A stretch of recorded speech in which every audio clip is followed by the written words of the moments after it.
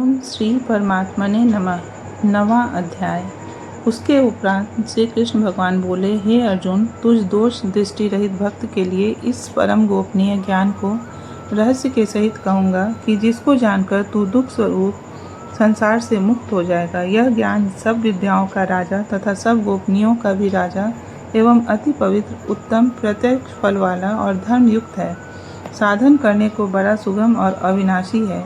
हे परम तप, इस तत्व ज्ञान रूप धर्म में श्रद्धा रहित पुरुष मेरे को न प्राप्त होकर मृत्यु रूप संसार चक्र में भ्रमण करते हैं। हे अर्जुन, मुझ सच्चिदानंद घन परमात्मा से यह सब जगत जल से बर्फ के सदृश परिपूर्ण है और सब भूत मेरे अंतर्गत संकल्प के आधार स्थित हैं। इसलिए वास्तव में मैं उनमें स्थित नहीं हूँ और वे सब भूत मेरे में स्थित नहीं हैं, किंतु मेरी योग माया और प्रभाव को देख कि भूतों का धारण पोषण करने वाला और भूतों को उत्पन्न करने वाला भी मेरा आत्मा वास्तव में भूतों में स्थित नहीं है। क्योंकि जैसे आकाश से उत्पन्न हुआ सर्वत्र विचरने वाला महान वायु सदा ही आकाश में स्थित है, वैसे ही मेरे संकल्प द्वारा उत्पत्ति वाले होने से संपूर्ण भूत मेरे में स्थित हैं, ऐसे जान। हे अर्जुन, कल्प के अंत में सब भूत मेरी प्रकृति को प्राप्त होते हैं, अर्थात प्रकृति में लय होते हैं और कल्प के आदि में उनको मैं फिर रचता हूँ। कैसे कि अपनी त्रिगुणमयी माया को अंगीकार करके स्वभाव के वश से परतंत्र हुए, इस संपूर्ण भूत समुदाय को बारंबार उनके कर्मों के अनुसार रचता हूँ। हे अर्जुन, उन कर्मों में आसक्ति रहित और उदासीन के सदृश स्थित हुए मुझ परमात्मा को वे कर्म नहीं बांधते हैं। हे अर्जुन, मुझ अधिष्ठाता के सकाश से यह मेरी माया चराचर सहित सर्व जगत को रचती है और इस ऊपर कहे हुए हेतु से ही यह संसार आवागमन रूप चक्र में घूमता है। ऐसा होने पर भी संपूर्ण भूतों के महान ईश्वर रूप मेरे परम भाव को न जानने वाले मूढ़ लोग मनुष्य का शरीर धारण करने वाले मुझ परमात्मा को तुच्छ समझते हैं, अर्थात अपनी योग माया से संसार के उद्धार के लिए मनुष्य रूप में विचरते हुए को साधारण मनुष्य मानते हैं, जो कि वृथा आशा, वृथा कर्म और वृथा ज्ञान वाले अज्ञानी जन राक्षसों के और असुरों के जैसे मोहित करने वाले तामसी स्वभाव को ही धारण किए हुए हैं। परंतु हे कुंती पुत्र, दैवी प्रकृति के आश्रित हुए जो महात्मा जन हैं, वे तो मेरे को सब भूतों का सनातन कारण और नाश रहित अक्षर स्वरूप जानकर अनन्य मन से युक्त हुए निरंतर भजते हैं। वे दृढ़ निश्चय वाले भक्तजन निरंतर मेरे नाम और गुणों का कीर्तन करते हुए तथा मेरी प्राप्ति के लिए यत्न करते हुए और मेरे को बारंबार प्रणाम करते हुए सदा मेरे ध्यान में युक्त हुए अनन्य भक्ति से मुझे उपासते हैं। उनमें कोई तो मुझ विराट स्वरूप परमात्मा को ज्ञान यज्ञ के द्वारा पूजन करते हुए एकत्व भाव से, अर्थात जो कुछ है सब वासुदेव ही है, इस भाव से उपासते हैं, और दूसरे पृथक भाव से, अर्थात स्वामी सेवक भाव से, और कोई बहुत प्रकार से भी उपासते हैं। क्योंकि क्रतु अर्थात श्रौत कर्म मैं हूँ, यज्ञ अर्थात पंच महायज्ञादि स्मार्ट कर्म मैं हूँ, स्वधा अर्थात पितरों के निमित्त दिया जाने वाला अन्न मैं हूँ, औषधि अर्थात सब वनस्पतियाँ मैं हूँ, एवं मंत्र मैं हूँ, घृत मैं हूँ, अग्नि मैं हूँ और हवन रूप क्रिया भी मैं ही हूँ।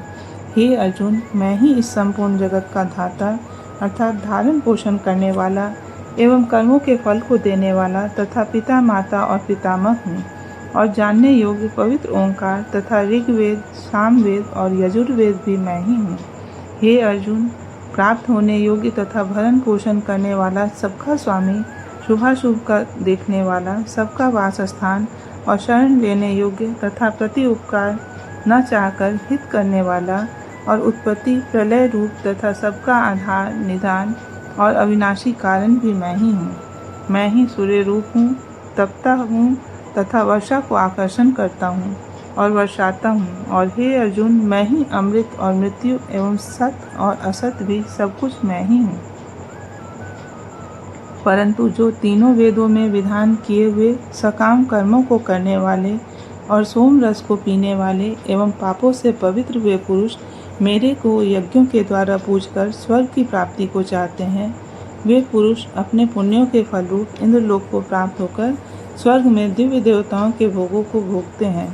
वे उस विशाल स्वर्गलोक को भोगकर पुण्य क्षीण होने पर मृत्यु लोक को प्राप्त होते हैं। इस प्रकार स्वर्ग के साधन रूप तीनों वेदों में कहे हुए सकाम कर्म के शरण हुए और भोगों की कामना वाले पुरुष बारंबार जाने आने को प्राप्त होते हैं, अर्थात पुण्य के प्रभाव से स्वर्ग में जाते हैं और पुण्य क्षीण होने से मृत्यु लोक में आते हैं।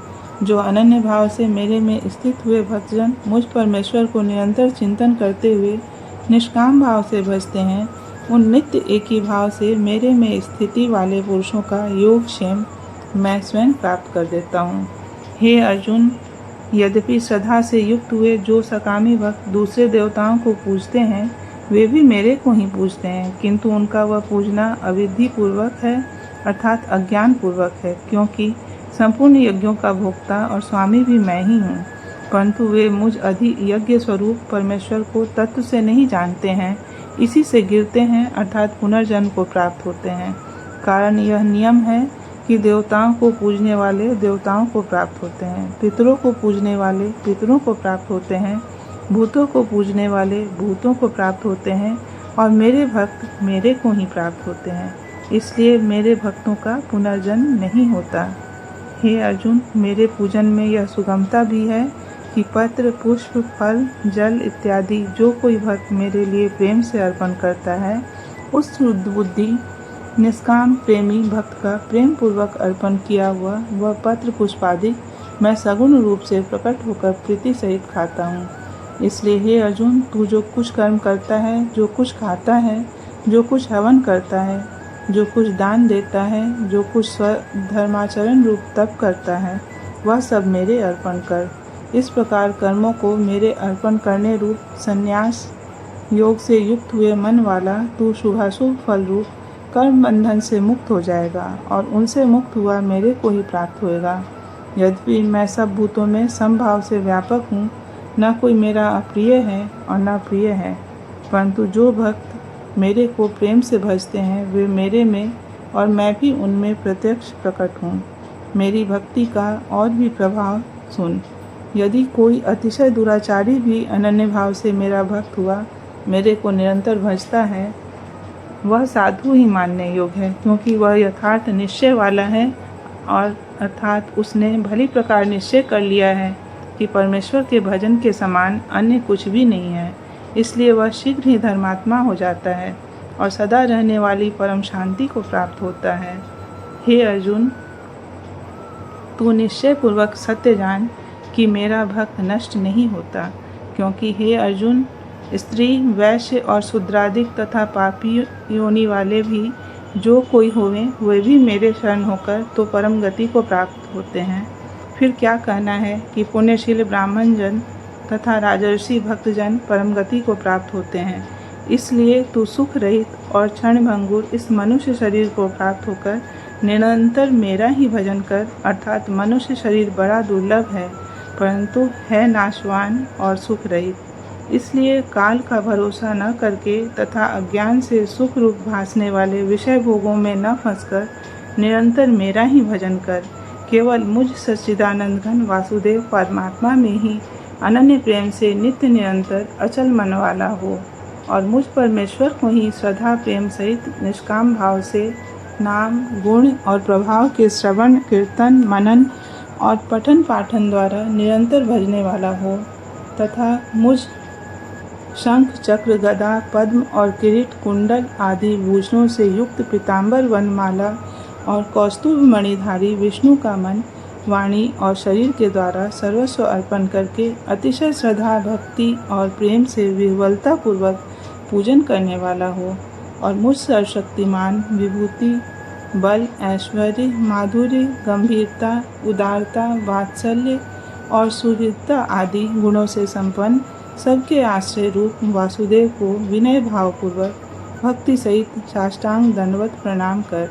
इस प्रकार मेरे शरण हुआ तू आत्मा को मेरे में एक ही भाव करके मेरे को ही प्राप्त होएगा। श्री कृष्ण और अर्जुन के संवाद में राज्य विद्या राजगुह्य योग नामक 9वां अध्याय पूरा हुआ।